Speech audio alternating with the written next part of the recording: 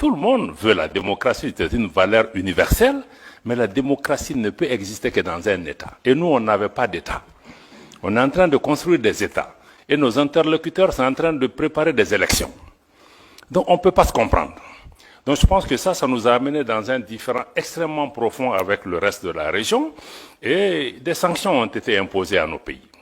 Ce qui me semble aussi normal, il ne faut pas qu'on pense que ce n'est pas normal. La CEDEAO a ses règles, nous en étions membres, nous avons accepté ces règles, mais la plupart de ces règles, c'est la suspension de nos organisations quand il y a des changements dits anticonstitutionnels. Mais il y a eu des sanctions économiques et financières qui ont été imposées à ces pays sans aucune base légale. Il n'y a aucun traité, aucun texte de la CEDEAO qui est prévu qu'on puisse fermer les frontières. Jusqu'à demain, j'espère que des juristes pourront nous donner la réponse. On a utilisé l'Union économique et monétaire pour fermer nos banques centrales, pour fermer nos comptes bancaires des États, pour affamer les populations. Dans le cas du Niger, même les médicaments n'étaient pas autorisés. Pourtant, l'article 4 du statut de la Banque centrale indique que la banque ne peut recevoir d'injonction d'aucun autre organe, fût-il l'organe des chefs d'État. Mais ça a été fait. Bon. Je pense que ça a été des erreurs qui ont, de mon point de vue, touché à l'ADN même de l'organisation. Parce qu'une organisation qui est faite pour intégrer, si elle commence à désintégrer, elle attaque son ADN. Et ça crée un fossé entre nous. On a essayé d'expliquer à nos amis de la CEDEAO, la suspension ne veut pas dire ostracisme et exclusion. Je suis heureux que ma sœur Barbosa est ici, elle était ministre des Affaires étrangères de la Guinée-Bissau. La dernière discussion qu'on a eue avec la CEDEAO, c'était justement à Addis Abeba, si je ne me trompe pas, en janvier ou février 2023. On a eu un échange avec elle. Elle était présidente du Conseil des ministres de la CEDEAO. On dit, si vous ne faites pas attention avec la politique des sanctions, on va aller vers une cassure. Parce que même si on est suspendu, il y a un minimum d'engagement. On dit, il faut là que l'engagement reste sur 3 questions. 1.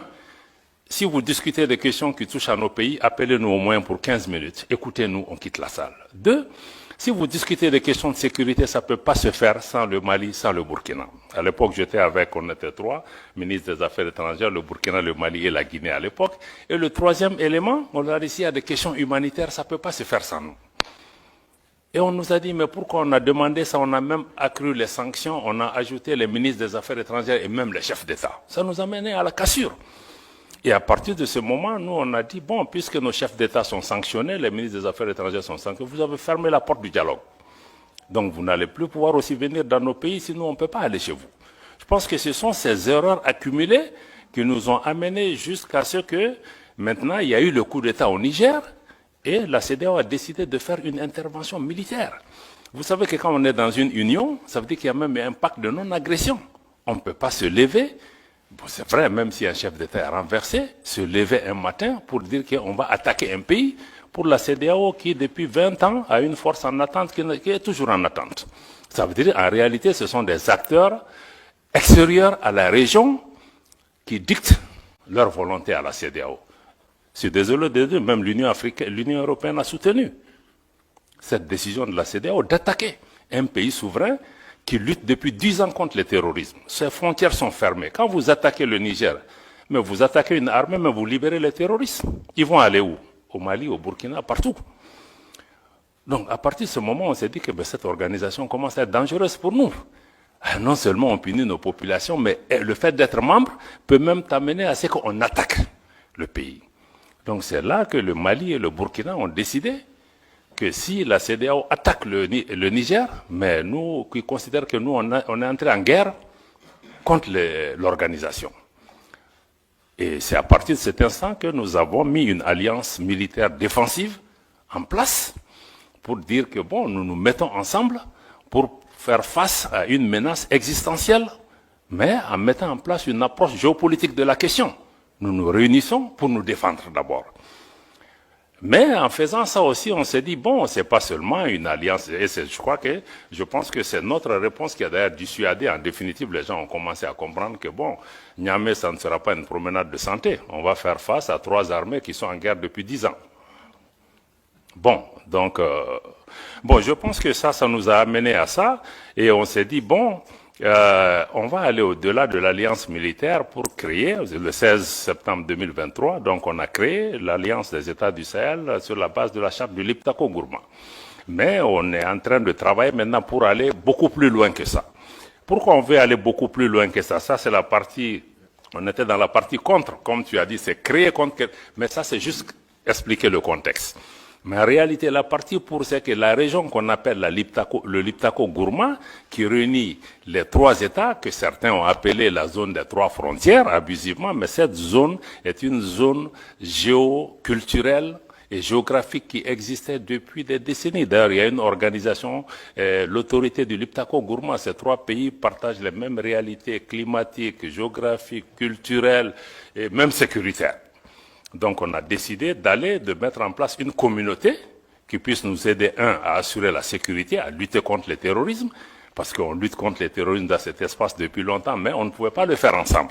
Maintenant, on va le faire ensemble. Et contre tous les autres facteurs d'insécurité, le deuxième pilier, c'est de travailler à mettre en place une intégration économique poussée, parce qu'il y avait déjà un espace économique et géoculturel qui était là pour pouvoir travailler, pour renforcer la libre circulation dans nos pays, avoir des projets intégrateurs dans le domaine de l'énergie, dans le domaine des transports, dans le domaine des infrastructures. Bon, parce que nos pays sont physiquement aussi liés par beaucoup de réalités qu'on peut, et ces pays regorgent aussi des ressources minières, minéralogiques, de toutes sortes. Ne serait-ce que si on prend les ressources souterraines de cette région, c'est énorme. Personne ne voit le Sahel en tant que source d'approvisionnement de l'Afrique et du monde en ressources en eau. Parce qu'on voit que l'aspect désertique. Donc, je pense que ça, il y a l'aspect intégration économique sur lequel nos ministres des Finances et les ministres en charge du développement ont travaillé pour pouvoir vraiment nous rapprocher davantage. Et le troisième, c'est vraiment travailler ensemble pour que nos pays parlent d'une seule voix, avoir une action diplomatique coordonnée. Donc, si on dit donc cet espace économique là sur lequel on est en train de travailler, je pense que c'est extrêmement important de regarder nos ministres en charge des affaires étrangères ont recommandé au chef d'État d'aller même vers une confédération. C'est-à-dire que une confédération en prélude à une fédération des trois États, qui se fera par étapes. Pourquoi nous proposons ça? Parce que nous, nos pays, je dois le répéter, la première réponse était peut-être contre quelque chose, mais quand on a commencé à exister, beaucoup ont dit, même la CEDEAO, les premières réactions, quand on a signé la charte du Liptako-Gourma, c'est-à-dire que ces pays veulent casser la région. Ils veulent diviser, ils veulent attaquer l'intégration africaine. Mais le Mali, le Burkina, quand vous regardez nos leaders historiques de Modibo Keïta au Thomas Sankara jusqu'à aujourd'hui, mais ces pays restent fondamentalement engagés pour l'intégration africaine. L'article 180 de la dernière constitution du Mali, adoptée l'année dernière, réitère l'attachement du Mali à abandonner tout ou partie de sa souveraineté pour réaliser l'intégration du Mali, de l'Afrique, avec tout État africain. Donc pour nous, notre engagement pour l'intégration et l'unité et l'idéal panafricain reste intact, mais nous trouvons que certaines de ces organisations, de notre point de vue, en tout cas, n'incarnent plus cet idéal. Et que nous, il nous faut, à travers l'Alliance des États du Sahel, proposer une alternative. D'avoir une organisation, qui ne soit pas pilotée par l'extérieur, une organisation qui ne devienne pas un danger pour ses membres, pour ses populations. Comment on peut travailler à rapprocher nos populations en mettant en place une autre façon de faire. Je pense que c'est là où il me semble être important que vous compreniez, qu'on soit pour la CEDEAO, pour l'UEMOA ou comprenez qu'avec l'AES, il y a une nouvelle donne géopolitique qui est là. Que vous l'aimez, que vous ne l'aimiez pas, peu importe. 2. Pour nous, le sort de nos pays ne va pas se décider à Bruxelles, à Paris, à Washington ou à Londres. Ça se décidera à Bamako, à Ouagadougou, à Niamey, etc. Donc cette réalité géopolitique est là, il faut la suivre, il faut regarder ce qui est en train de se passer. Bon, naturellement, nous partageons le même espace que la CEDEAO, l'UEMOA, d'autres pays qui sont des pays voisins, des pays frères. On est des peuples frères avec le Bénin, nos pays, mais on vit ensemble, on va partager cet espace. Donc, il va falloir qu'on discute des modalités de vivre en commun. Et je pense qu'il faut le dialogue. Je pense qu'Emmanuel a insisté sur ça. Il faut le dialogue. À mon avis, le dialogue est important. C'est ce que nous-mêmes nous avions demandé avant d'être sanctionnés. Donc, on ne peut pas être... On est ici... C'est la première sortie pour nous, États membres de l'AES, en dehors de l'Afrique. Donc ça veut dire que nous sommes prêts, sinon on aurait pu vous dire que venez parler en Afrique avec nous. Mais si on est venu, c'est qu'on est ouvert, on veut que vous lisez la dynamique de l'AES à travers nous et non à travers des personnes qui sont mandatées ou qui ne sont même pas mandatées, qui analysent notre région, qui parlent en notre nom. C'est pourquoi on est là. Donc c'est vraiment dommage parce que moi je crois que beaucoup refusent le dialogue. Je me réjouis qu'Emmanuela et d'autres continuent vraiment à travailler sur ça. On est très peiné de voir que même des responsables européens, certains disent on ne va pas parler avec eux, même africains, certains disent oh, on ne va pas faire de photos avec eux. Mais on dit mais ça nous fait quoi que vous preniez des photos avec nous? Mais ça ne va pas changer. Nous, on se bat pour le devenir de nos populations. On voit les gens qui meurent, moi une photo avec tel ou tel, ce n'est pas ce qui importe pour nous.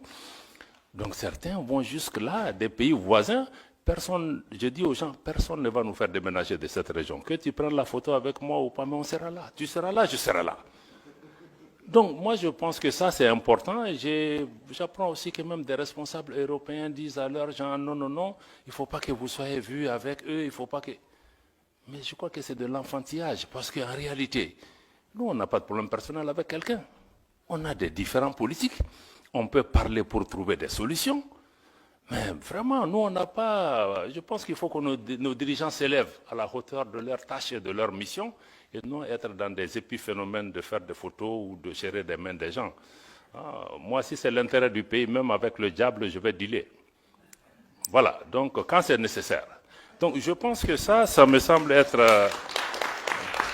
ça me semble être important. Voilà, donc du point de vue de l'AES, je vois que c'est ce qu'il faut que vous compreniez. Il y a une dynamique qui est en cours. La CEDEAO va continuer son parcours. On va se parler. On va identifier des moyens de coexistence pacifique. Surtout, ce qui est important, c'est comment travailler pour pouvoir préserver l'intérêt de nos populations qui vivent dans ce pays. Des pays qui ont toujours été fraternels. Je vous dis que nos populations sont en avance sur nous. Tous les problèmes que vous voyez dans la région, c'est entre les dirigeants. Hein? Ce n'est pas entre les peuples. Moi, je vais dans tous ces pays où les dirigeants ne veulent pas nous parler, mais les peuples sont chaleureux avec nous.